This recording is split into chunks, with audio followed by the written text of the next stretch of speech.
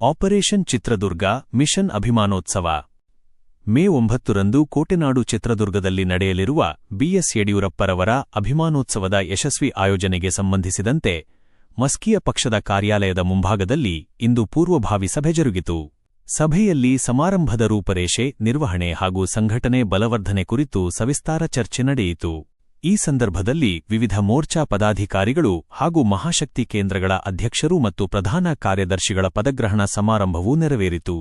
ಮಸ್ಕಿ ಮಂಡಲ ಬಿಜೆಪಿ ಅಧ್ಯಕ್ಷರಾದ ಶರಣಬಸವ ಸೊಪ್ಪಿಮಠ ಅವರು ಮಹಾಶಕ್ತಿ ಕೇಂದ್ರಗಳ ಅಧ್ಯಕ್ಷರು ಮತ್ತು ಪ್ರಧಾನ ಕಾರ್ಯದರ್ಶಿಗಳನ್ನು ನೇಮಿಸಿ ಆದೇಶಿಸಿದರು. ನೇಮಕಗೊಂಡ ಪದಾಧಿಕಾರಿಗಳ ವಿವರ: ತೋರಣದಿನ್ನಿ ಮಹಾಶಕ್ತಿ ಕೇಂದ್ರ ಚನ್ನಬಸವ ಮಾಲಿಪಾಟೀಲ್ ಅಧ್ಯಕ್ಷರು, ಲಕ್ಷ್ಮಣ ಮಡಿವಾಳ ಪ್ರಧಾನ ಕಾರ್ಯದರ್ಶಿ. ಸಂತೆಕಲ್ಲೂರು ಕೇಂದ್ರ ದೇವಣ್ಣ ಕಾಟಗಲ್ ಅಧ್ಯಕ್ಷರು, ರಮೇಶ್ ಭಂಡಾರಿ ಪ್ರಧಾನ ಕಾರ್ಯದರ್ಶಿ.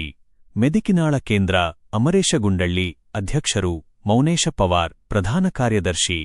ಮಸ್ಕಿ ಕೇಂದ್ರ ಮಹಾಂತೇಶ ಪಾಟೀಲ್ ಅಧ್ಯಕ್ಷರು, ಅಮರೇಶ ಸುಂಕದ್ ಪ್ರಧಾನ ಕಾರ್ಯದರ್ಶಿ.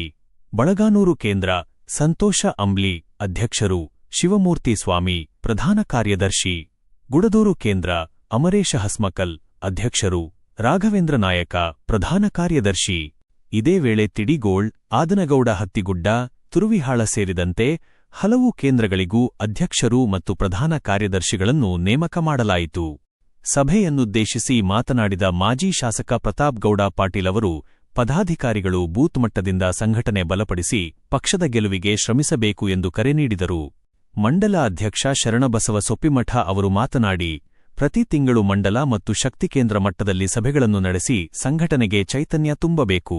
ಕಾರ್ಯಕರ್ತರು ನಿರಂತರವಾಗಿ ತೊಡಗಿಸಿಕೊಂಡು ಪಕ್ಷದ ಬಲವರ್ಧನೆಗೆ ಕೈಜೋಡಿಸಬೇಕು ಎಂದು ತಿಳಿಸಿದರು. ಸಭೆಯಲ್ಲಿ ರಾಜ್ಯ ಕಾರ್ಯಕಾರಿ ಸದಸ್ಯ ಬಸವಂತರಾಯ ಕುರಿ, ಜಿಲ್ಲಾ ಉಪಾಧ್ಯಕ್ಷ ಚಂದ್ರಕಾಂತ್ ಪಾಟೀಲ್, ಜಿಲ್ಲಾ ಕಾರ್ಯದರ್ಶಿ ಶಾರದಾ ರಾಥೋಡ್, ಮಂಡಲ ಪ್ರಧಾನ ಕಾರ್ಯದರ್ಶಿಗಳಾದ ಬಸವರಾಜ್ ಗುಡಿಹಾಳ ಮತ್ತು ರಮೇಶ್ ಉದ್ಬಾಳ್ ಸೇರಿದಂತೆ ಹಲವು ಮುಖಂಡರು, ಪದಾಧಿಕಾರಿಗಳು ಮತ್ತು ಕಾರ್ಯಕರ್ತರು ಭಾಗವಹಿಸಿದರು. ವರದಿ: ಸುರೇಶ್ ಬಳಗಾನೂರು.